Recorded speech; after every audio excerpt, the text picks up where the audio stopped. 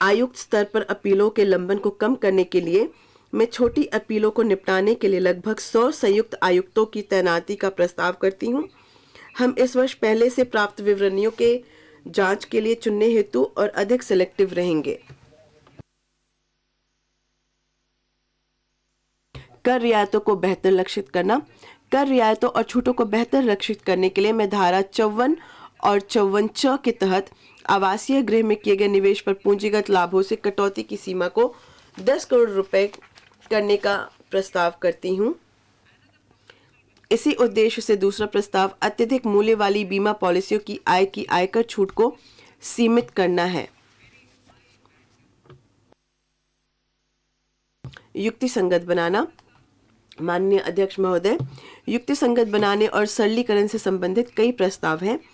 आवासन, शहरों, नगरों और गांवों के विकास या किसी गतिविधि अथवा मामले को विनियमित और विकसित करने के उद्देश्य से संघ अथवा राज्यों के कानूनों के तहत स्थापित प्राधिकरणों, बोर्डों और आयोगों की आय को आयकर से छूट देने का प्रस्ताव है।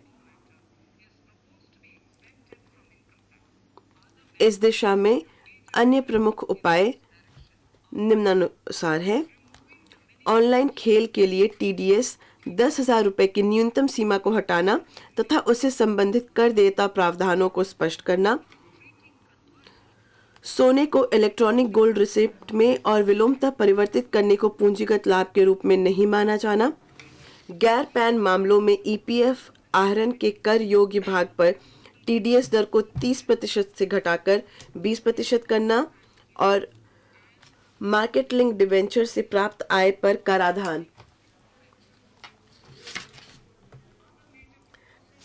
अन्य वित्त विधेयक में अन्य मुख्य प्रस्ताव निम्नलिखित से संबंधित है।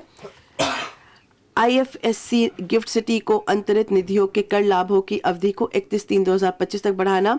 आयकर अधिनियम की धारा 276 क के तहत गैर अपराधीकरण आईडीबीआई बैंक के सहित रणनीतिक विनिवेश के मामले में हानियों को अग्रेणित करना और अग्निवीर निधि को ईईई स्तर प्रदान करना। पर्सनल व्यक्तिगत आयकर।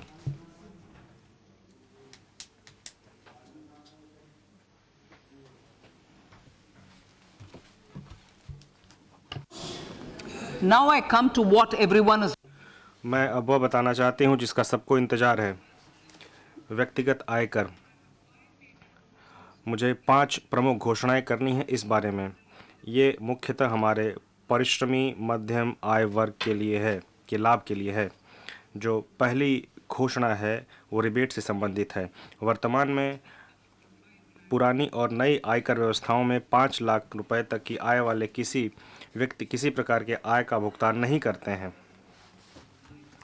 मैं रिबेट की सीमा को नई कर व्यवस्था में 7 लाख रुपए तक बढ़ाने का प्रस्ताव करती हूं।